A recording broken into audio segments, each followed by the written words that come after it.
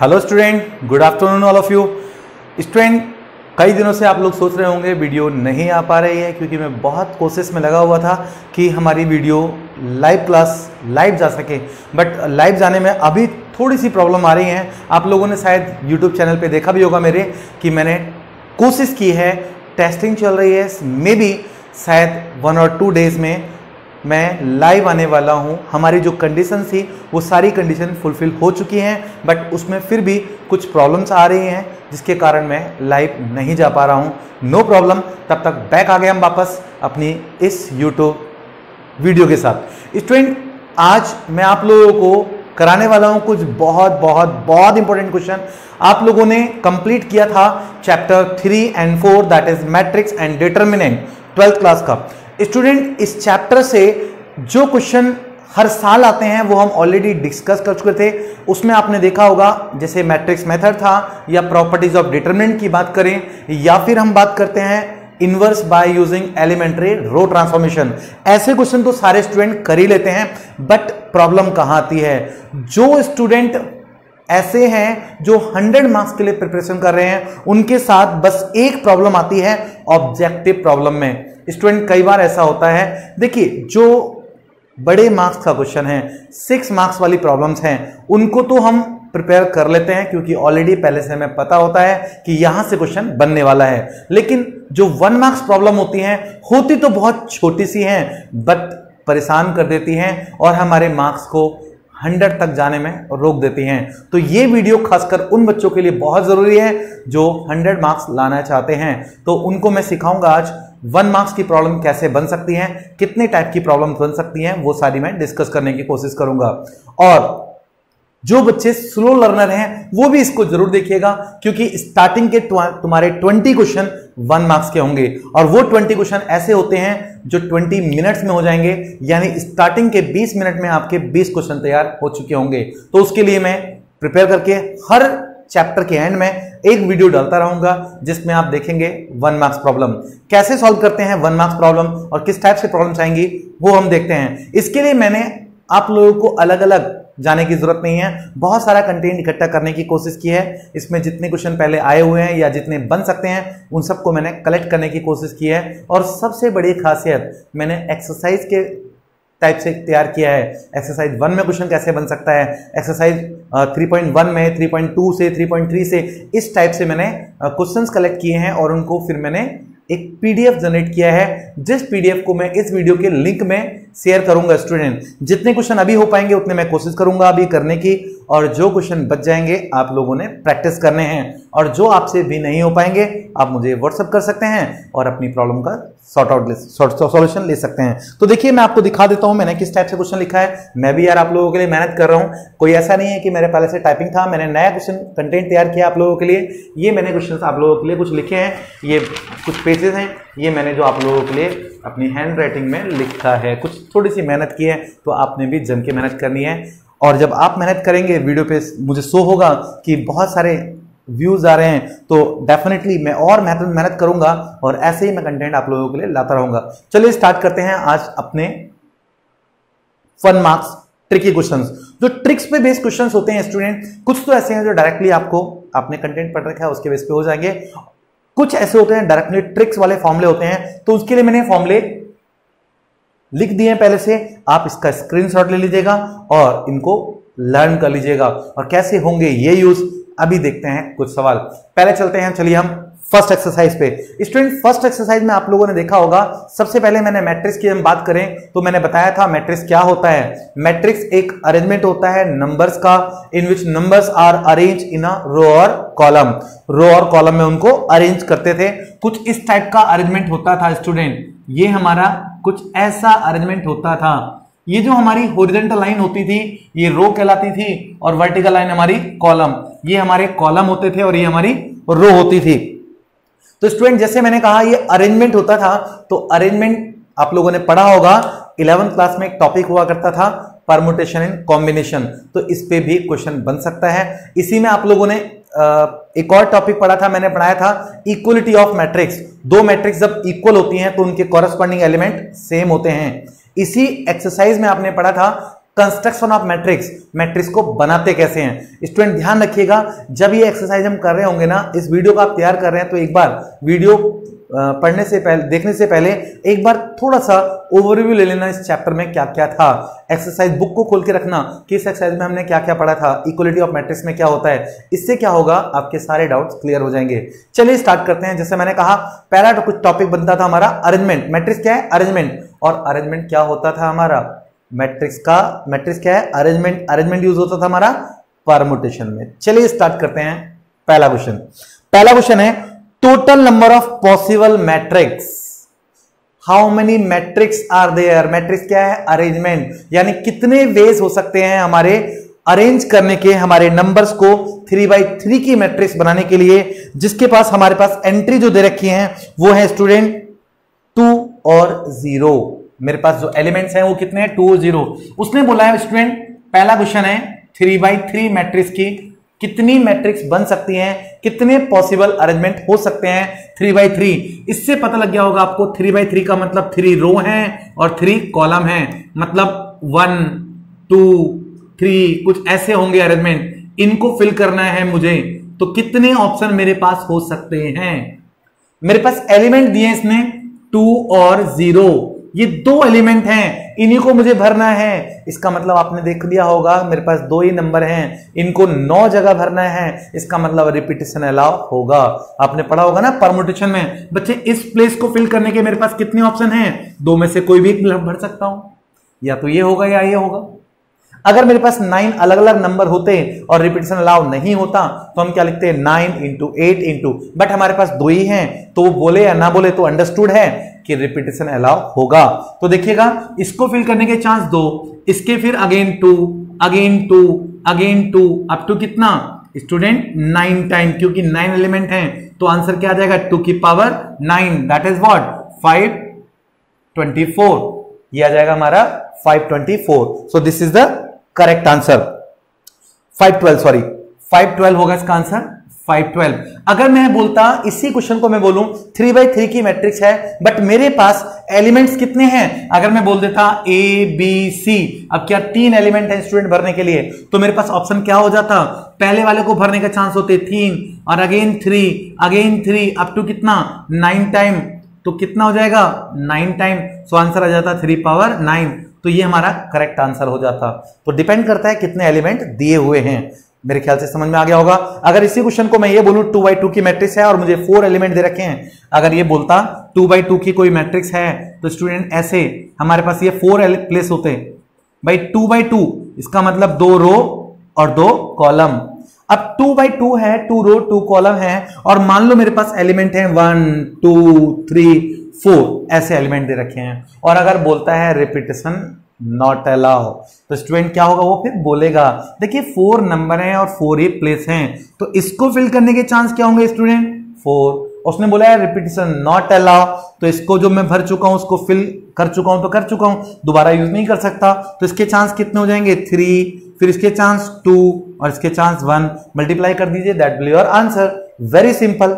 चलते हैं, तो मेरे ख्याल से इस टाइप के क्वेश्चन आप कर पाएंगे। चलते हैं अगले सवाल पे। क्वेश्चन आता है कंस्ट्रक्ट अ 2x3 मैट्रिक्स और 3x3 मैट्रिक्स, और कोई भी क्वेश्चन आ सकता है कि कंस्ट्रक्ट करिए 2x2 मैट्रिक्स या 2x3 matrix whose elements are related as aij equal to I divided by j, ऐसे दे रखा है स्टूडेंट। तो देखिए 2x2 की अगर मुझे मैट्रिक्स बनानी है या 2x3 की मैट्रिक्स बनानी है, सपोज मुझे बनानी है 2x3 का मतलब होता है 2 रो, हॉरिजॉन्टल लाइन 2 होंगी और वर्टिकल 3 होंगी, तो इसको हम रफ मैट्रिक्स बना लेते हैं A11 A12, कॉलम 3 है इसलिए 3 तक जाना होगा, A13 A21 A22 A23 like this. ये हो जाएगा स्टूडेंट। तो वैल्यू पुट कर दीजिए, अगर मुझे A11 A12 ये मिल जाए तो मेरी प्रॉब्लम सॉल्व हो जाएगी। तो देखते हैं हम, अगर मुझे चाहिए A11 I के प्लेस पे 1 J के प्लेस पे 1, that is what 1/1 1। Now A12 बच्चे I कितना है 1, J कितना है 2, पुट हेयर 1 डिवाइड बाय 2, तो ये 1/2 रहेगा। A13 this is 1/3। Similarly here A21 अब की बार क्या होगा I2 है divide by 1, 2/1 is what 2। Now A22, this is 2 by 2, that is 1. Now A23, this is 2 by 3. Put all these value here. So therefore एक matrix जो बनेगी वो बनने वाली है स्टूडेंट 1, और यहाँ आ जाएगा आपका 1 by 2, 1 by 3, here 2, 1 and 2 by 3. Finally this is the answer. Student इसमें आप घबराना नहीं है, किसी भी टाइप से कोई प्रॉब्लम आ जाए। अगर मैं बोलता इसी को 2 by 3 की मैट्रिक्स मुझे बनानी है, बट अगर बोलता रिलेशन ऐसे दिया हुआ है like I plus J if I is less than or equal to J, और ये I minus J if I greater than J, अगर इस टाइप से होता तो क्या करते हैं, ये रिलेशन दे देता वो। तो घबराना नहीं है, उस हमें चाहिए क्या स्टूडेंट A11, तो दोनों की कंडीशन को देखना है। 1-1 का मतलब फर्स्ट रो फर्स्ट कॉलम, यानी फर्स्ट रो फर्स्ट कॉलम है हमारे पास। 1-1 है, आई और जे दोनों इक्वल हैं, और जरा गौर से देखो यहां मैंने बोला है आई लेस हो जैसे या इक्वल हो, तो दोनों को क्या करना है, ऐड करना है। 1 + 1 कितना हो जाएगा 2। नाउ A12, आई 1 है जे 2 है, आई छोटा है जे से छोटा है तो भी हम इसको ऐड करेंगे, तो this is 3। Now A13, again I छोटा है स्टूडेंट, फिर ऐड करेंगे तो ये हो जाएगा 4। नाउ इसके बाद A21 का मतलब क्या हो जाएगा, second row first column, second row first column. अब की बार आई देख रहे हैं, आई ग्रेटर है तो सबट्रैक्ट होगा, मतलब 2 - 1 दैट इज 1। स्टूडेंट नेक्स्ट देखिएगा A22, बोथ आर इक्वल, और जब दोनों इक्वल होंगे तो दोनों को हमें ऐड कर देना है, तो ये आने वाला है 2 + 2 that is what 4। Now similarly ये आएगा A23, I is less than J, I less है स्टूडेंट, लेस है तो हमने क्या करना है, दोनों को ऐड कर देना है, 2 + 3 that is 5। Put all this value here, तो इस तरह से आप मैट्रिक्स बना सकते हैं। तो मेरे ख्याल से समझ में आ गया होगा, कंस्ट्रक्शन पे बेस्ड प्रॉब्लम अगर आएगी तो कैसे करनी है, इस टाइप से सॉल्व हो जाएगा। चलते हैं अगले क्वेश्चन पे स्टूडेंट। अगला क्वेश्चन देखिएगा, कुछ टाइप से पूछा गया है और उनको हमने कैसे सॉल्व करना है, देखिएगा जरा। अगला क्वेश्चन है स्टूडेंट, इफ ये दो मैट्रिक्स दिए हैं हमें और ये इक्वल है, अगर ये क्वेश्चन दिया हुआ है, चलिए हम थोड़ा सा ये लाइन ड्रॉ कर लेते हैं। मैट्रिक्स है 2x + y, here 3x, 5x - y, 7y - 4x is equal to 7, 6, 7 and 13। Find x and y। तो वेरी सिंपल, मेरे ख्याल से आप लोग इसको इजीली कर सकते हैं। क्या करेंगे स्टूडेंट, जब दो मैट्रिक्स इक्वल होती हैं तो उनके कॉरेस्पॉन्डिंग एलिमेंट सेम होते हैं, तो ये इसके इक्वल आ जाएगा, मतलब 2x + y is equal to 7, here 5x - y is also equal to 7, और इधर 3x is equal to 6, here 7y - 4x is equal to 13। आप कहीं से भी x की वैल्यू निकाल सकते हैं, y की वैल्यू निकाल सकते हैं। वेरी सिंपल, अगर हम यहाँ से x की वैल्यू निकालेंगे स्टूडेंट कितना आएगा, 2 आ जाएगी। उस x की वैल्यू को इसमें रखिए या कहीं भी रखिए, आप इजीली y की वैल्यू निकाल सकते हैं। तो इस टाइप से क्वेश्चन एग्जाम में बन जाती है 1 मार्क्स में। तो देखिए नेक्स्ट क्वेश्चन है, द मैट्रिक्स, एक मैट्रिक्स गिवन है स्टूडेंट A। अगली मैट्रिक्स इसी में पढ़ाया था आप लोगों को, टाइप ऑफ मैट्रिक्स, तो आपको याद होगा ये है 0 4 0 0 0 4, और ऑप्शन दिए हुए हैं, ये दे रखा है then matrix this one is unit matrix होगा क्या, ट्रायंगुलर मैट्रिक्स होगा क्या, स्केलर मैट्रिक्स होगा या रेक्टेंगुलर मैट्रिक्स होगा। स्टूडेंट मैंने बताया था आप लोगों को, अगर ये डायगोनल एलिमेंट दिए होंगे 1 2 3 तो केवल ये डायगोनल मैट्रिक्स कहलाएगी, और अगर डायगोनल एलिमेंट सारे सेम हो जाएं 2 2 3 3 4 4 तो हम उसे स्केलर मैट्रिक्स बोलते हैं। क्या बोलते हैं, स्केलर मैट्रिक्स। तो ये एक स्केलर मैट्रिक्स होगी। अगर यही अलग अलग हो जाती A B C तो ये स्केलर नहीं, फिर खाली डायगोनल होती। और अभी कुछ बच्चे सोच रहे होंगे ऐसा तो नहीं है, अगर सेम सेम होगी लाइक दिस तो क्या होगी, फिर हम इसे यूनिट मैट्रिक्स बोलेंगे। all unit matrix are scalar matrix but all scalar matrix are not unit matrix। Scalar के लिए डायगोनल सेम होना चाहिए बट यूनिट मैट्रिक्स के लिए सेम तो हो, वो 1 होना चाहिए, बट स्केलर में क्या हो सकता है, सेम होना चाहिए, वो कुछ भी हो सकता है, दैट मे बी 1 1 2 2 3 3 4 4 व्हाटएवर। तो 4 4 था इसलिए वो स्केलर मैट्रिक्स थी, अगर 1 1 होता तो वो यूनिट मैट्रिक्स होती। चलते हैं अगले सवाल पे। स्टूडेंट एक क्वेश्चन दिया हुआ है कि अगर कोई मैट्रिक्स है A दैट इज Aij और ये है m/n की, where m row n column, तो ये एक मैट्रिक्स है, ये स्क्वायर मैट्रिक्स अगर होगी तो कंडीशन क्या होगी। स्टूडेंट सबको पता होगा कि जब दो मैट्रिक्स स्क्वायर मैट्रिक्स होती है, कोई भी मैट्रिक्स स्क्वायर मैट्रिक्स होती है तो उनकी रो और कॉलम इक्वल हो जाते हैं, तो उस केस में क्या होगा, m = n हो जाएगा। Very simple. चलिए चलते हैं अगले क्वेश्चन पे। एक मैट्रिक्स गिवन है स्टूडेंट और इसको देख के बताना है ये मैट्रिक्स क्या होगी।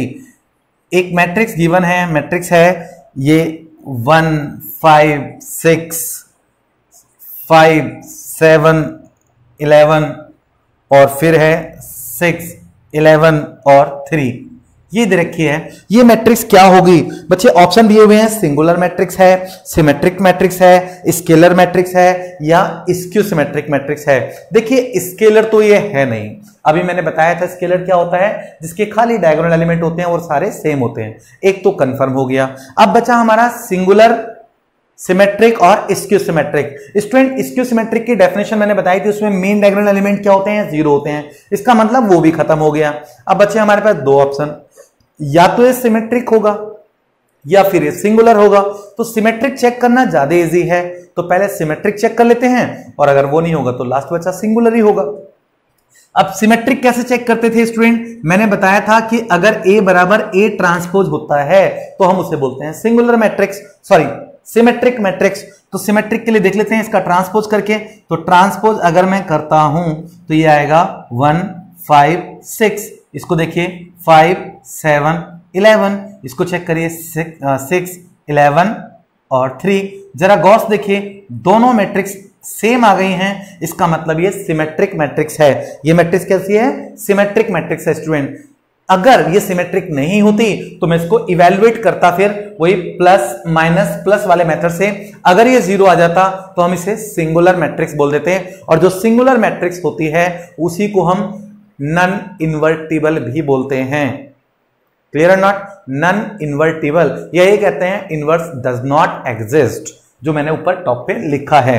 चलिए तो टाइप ऑफ मैट्रिक्स भी आप लोगों ने पढ़ना है। अगला क्वेश्चन है स्टूडेंट, ऐसा ही क्वेश्चन है, ये तो चिल्ला चिल्ला के लिखते ही बता देता है, 0 5 -7 -5 0 11 एंड हियर 7 -11 और 0।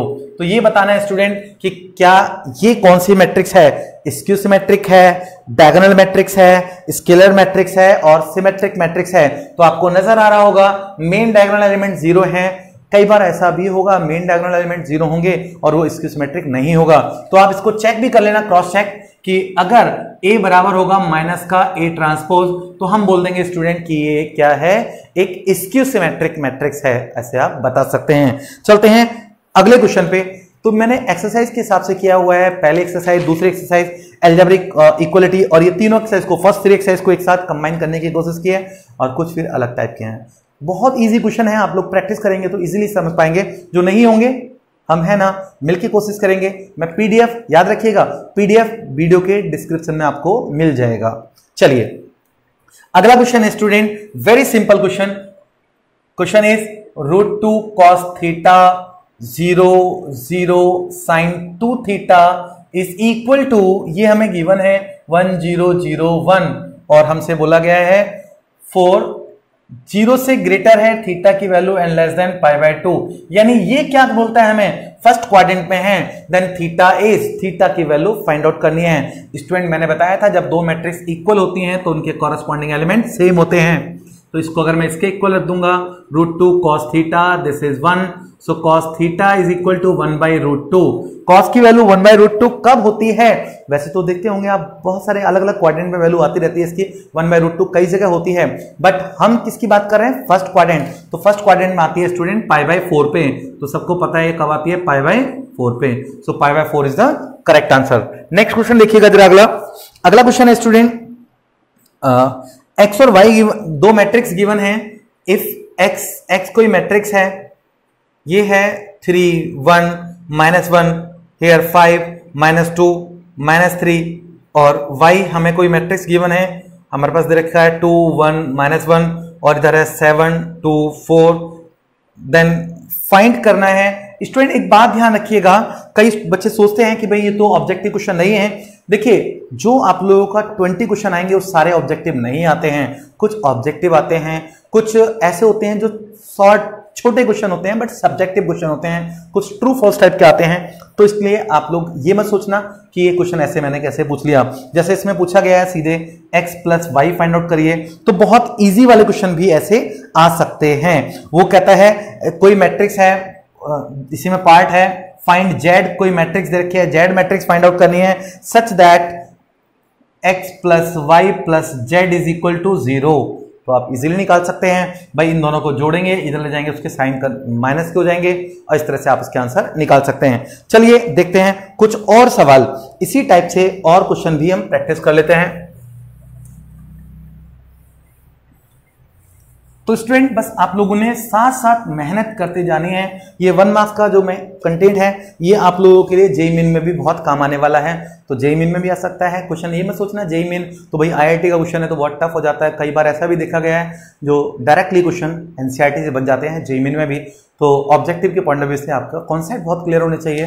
तो मैंने कोशिश की है इसमें हर टाइप के क्वेश्चन डालने की।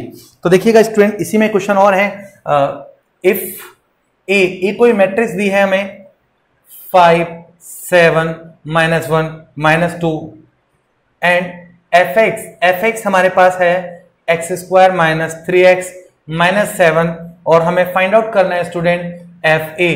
वेरी सिंपल, fa मुझे फाइंड आउट करना है। तो देखिएगा जरा करना क्या है, fx गिवन है, fa मुझे फाइंड आउट करना है। तो x के प्लेस पे a रख दीजिए, तो दिस विल a² - 3a - 7। और हमेशा ध्यान रखना मैट्रिक्स के अंदर कभी भी हम ऐसे कांस्टेंट वैल्यू नहीं रख सकते, इसके साथ आई लगा देना ताकि ये मैट्रिक्स बन जाए। अब तो मेरे ख्याल से आप इजीली फाइंड आउट कर सकते हैं इसकी वैल्यू।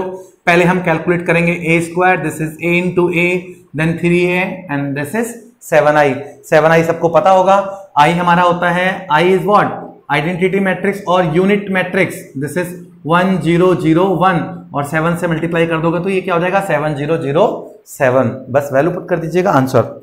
अगला क्वेश्चन देखिएगा, ये क्वेश्चन है इफ a = a हमारे पास कोई मैट्रिक्स दी है student 1/π sine inverse hair πx और ये है 1/π tan इनवर्स x/π, उसके बाद है 1/π साइन इनवर्स x/π, इसके बाद 1/π कॉट इनवर्स πx।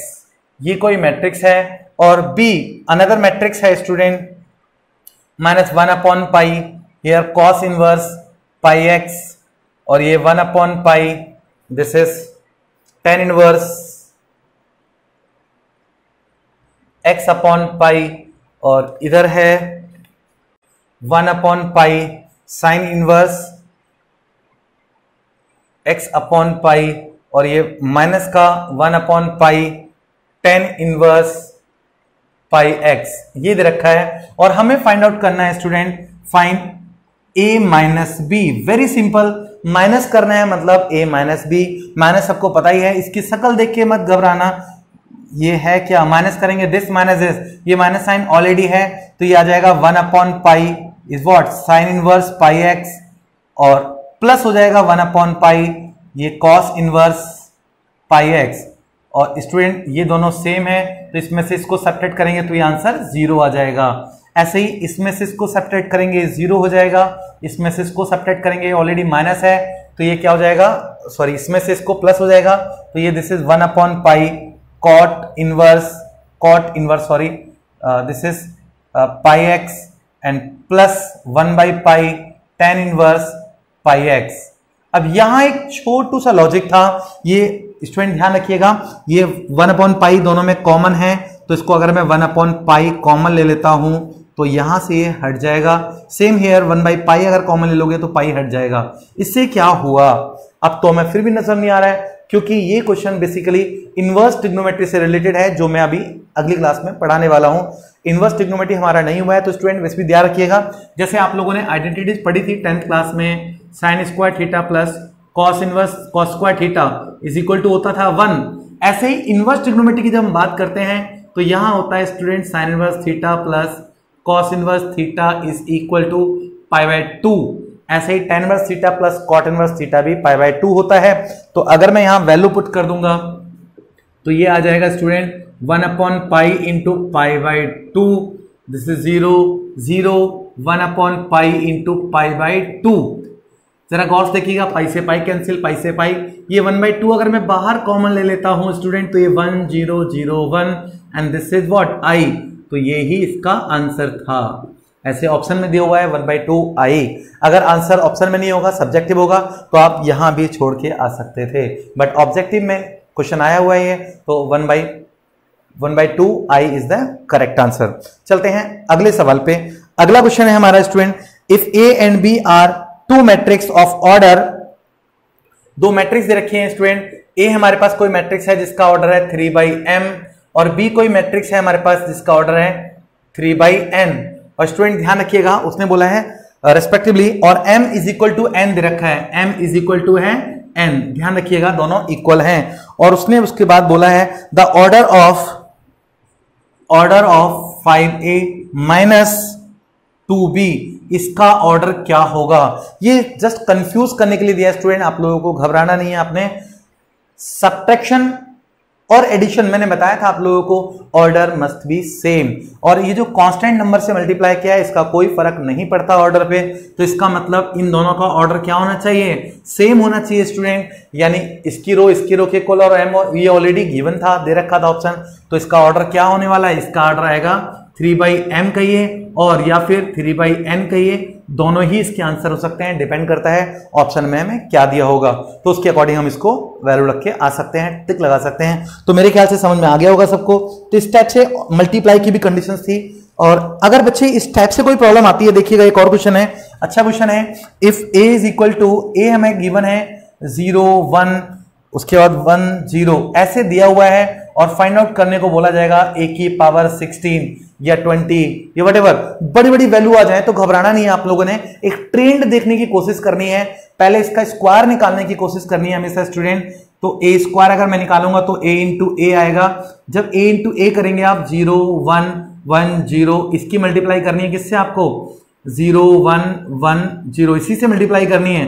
तो मल्टीप्लाई में मैंने बताया था रो की मल्टीप्लाई कॉलम से होती है, इसकी इससे मल्टीप्लाई करेंगे 0 प्लस इसकी इससे 1, इसकी इससे करेंगे 0 प्लस इसकी इससे 0, ये 0 plus here also 0, this is 1 plus ये 0।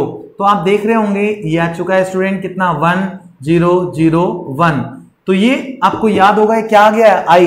अब देखिए ए स्क्वायर की वैल्यू मेरे पास आ गई है i। अब वो मुझसे कुछ भी पूछेगा इवन पावर की केस में तो आप इजीली इसकी वैल्यू फाइंड आउट कर सकते हैं। Very simple. क्या आने वाला है स्टूडेंट, देखिएगा जरा, अगर मुझसे पूछा गया है 16 की वैल्यू तो ये मैं लिख सकता हूं a की पावर 2 की power 8 and a square is what i, तो i की पावर 8 और i is what unit matrix that is 1 और 1 की किसी से मल्टीप्लाई करो, कितनी बार भी मल्टीप्लाई करो उसकी वैल्यू क्या आने वाली है स्टूडेंट 1, और इसको हम क्या बोलेंगे i ही रहेगा। तो इसका ऑप्शन क्या हो जाएगा i। कई बार स्टूडेंट सोचते हैं क्या हम 16 टाइम मल्टीप्लाई करेंगे, नेवर, इस तरह की कोई कंडीशन नहीं होगी। तो जब भी मोर देन 3 4 5 पावर आएंगी आपने घबराना नहीं है, इसका मतलब जरूर उसमें कुछ ट्रिक लग रही होगी, तो इस टाइप से उसको सॉल्व कर सकते हैं। तो स्टूडेंट इस टाइप के मैंने बहुत सारे क्वेश्चन आप लोगों के पीडीएफ बनाई है, उसमें ज्वाइन करने की कोशिश की है, तो देखते रहिए।